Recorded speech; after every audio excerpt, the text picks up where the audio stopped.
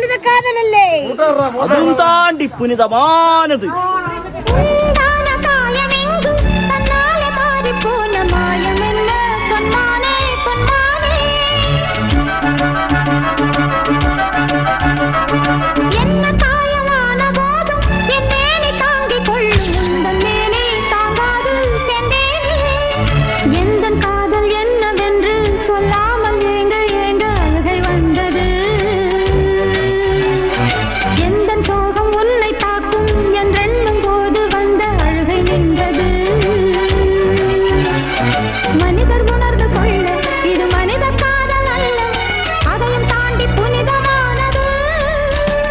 அபிராமியே தாலாட்டும் சாமியே நான் தானே தெரியுமா?